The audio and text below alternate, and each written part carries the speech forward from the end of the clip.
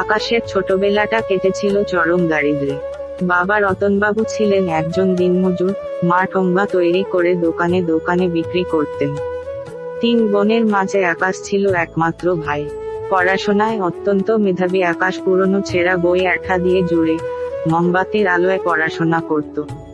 পাড়ার ধনী লোকেরা প্রায়ই তাকে উপহাস করে বলতো, চাষার ছেলে নাকি জজ ব্যারিস্টার হবে, তার চেয়ে বাপের সাথে কোদাল ধর। কিন্তু আকাশ সব অপমান মুখ বুজে সহ্য করত। তার প্রতিবাদের একমাত্র ভাষা ছিল পরীক্ষার খাতা। অদম্য জেদের জোরে মাধ্যমিক ও উচ্চ মাধ্যমিকে দুর্দান্ত ফলাফল করে আকাশ কলকাতার একটি নামী কলেজে স্কলারশিপ নিয়ে ভর্তি হলো। কিন্তু সেখানেও ভাগ্যের এক কঠিন পরীক্ষা তার জন্য অপেক্ষা করছিল। কলেজে পড়ার সময় আকাশের আলাপ হয় অনন্যার সাথে।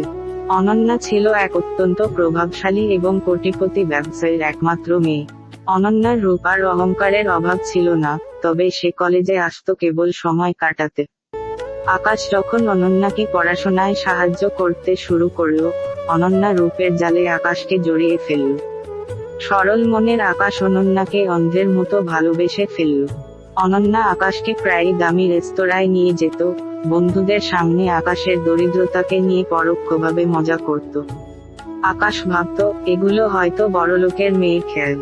কিছুদিন পর অনন্যা আকাশকে প্রস্তাব দিল, তুমি যদি IAS অফিসার হতে পারো, তবে আমার বাবা আমাদের বিয়ে মেনে নেবেন। আমি তোমাকে কোচিংয়ের খরচ দেব। আকাশ প্রথমে রাজি হয়নি, কিন্তু অনন্যার ভালোবাসার টানে সে রাজি হলো। শুরু হলো আকাশের কঠোর পরিশ্রম। অনন্যা তাকে দিল্লির একটি বড় কোচিং সেন্টারে ভর্তি করিয়ে দিল এবং থাকার জন্য একটা ফ্ল্যাট দিল। কিন্তু এই উপকারের আড়ালে লুকিয়ে ছিল এক ভয়ঙ্কর মানসিক দাসত্ব। অনন্যা যখন তখন আকাশের পড়াশোনায় ব্যাঘাত ঘটাতো। মাঝরাতে পার্টি থেকে ফিরে আকাশকে দিয়ে নিজের জুতো খোলাতো, কাপড় কাচাতো, নিজের পা হাত গা সব ম্যাসাজ করাতো।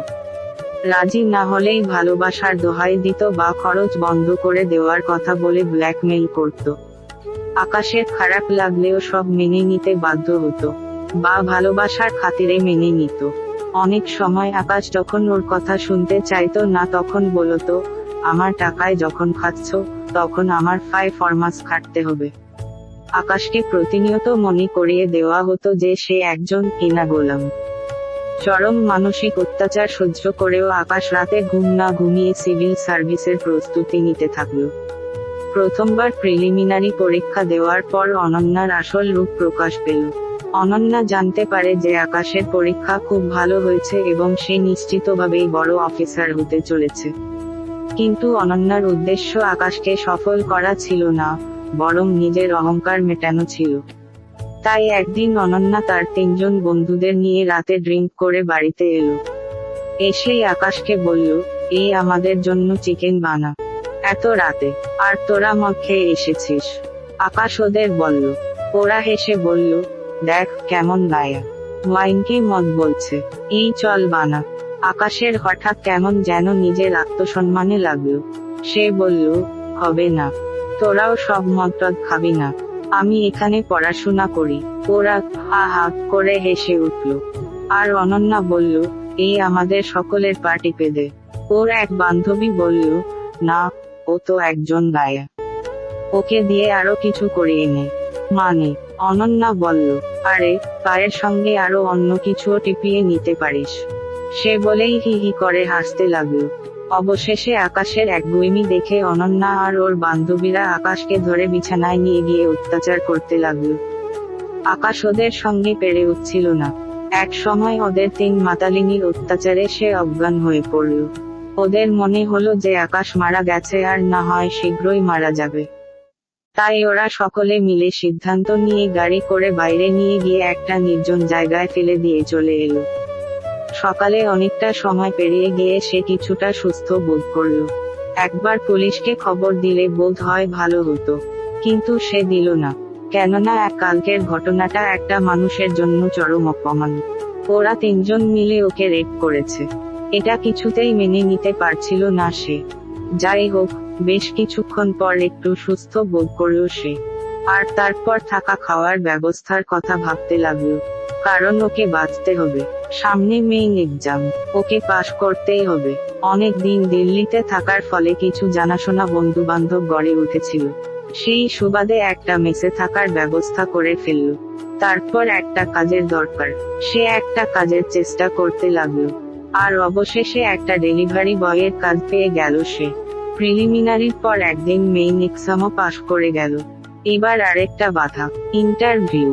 সেটা টপকাতে পারলেই সেই সুন্দর মুহূর্ত। আর একদিন সে সমস্ত বাধা পার করে গেল।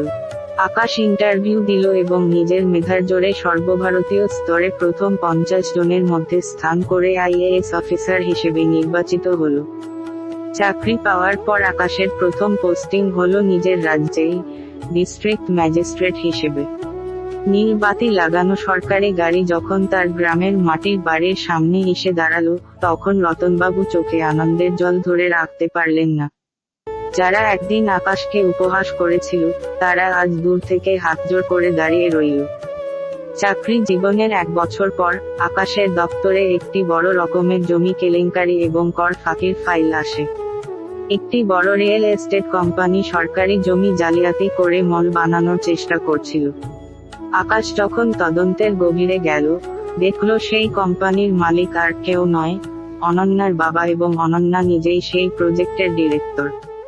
প্রমাণ হাতে পাওয়ার পর আকাশ অনন্যা এবং তার বাবাকে নিজের চেম্বারে তলব করল।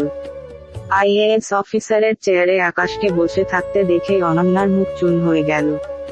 সে কাঁপতে কাঁপতে আকাশের টেবিলের সামনে এসে বলল, আকাশ, আমি ভুল করেছিলাম। পুরনো কথা ভুলে যাও। আমি তোমাকে বিয়ে করতে রাজি আছি।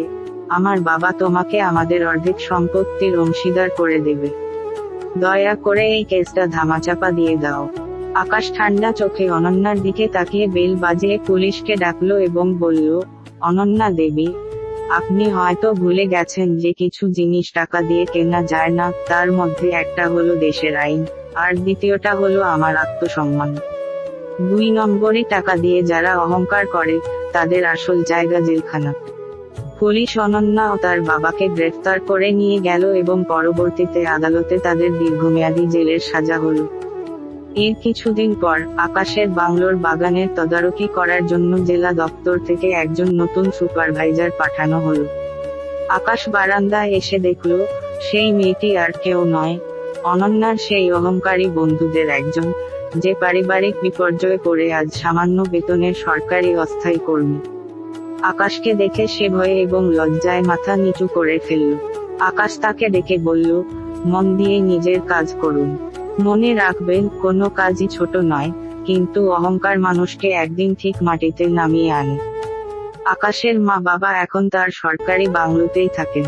তারা আকাশের বিয়ের জন্য অনেক ভালো ঘরের সম্বন্ধ আনেন, কিন্তু আকাশ হেসে বলে, বাবা, যে নারী রূপ বা পয়সার অহংকারে অন্ধ না হয়ে একজন পুরুষের পরিশ্রম আর তার পরিবারকে সম্মান করতে পারবে, তেমন কাউকে পেলে ভেবে দেখব। তার আগে এই জেলার সাধারণ মানুষের সেবাই আমার আসল ধর্ম।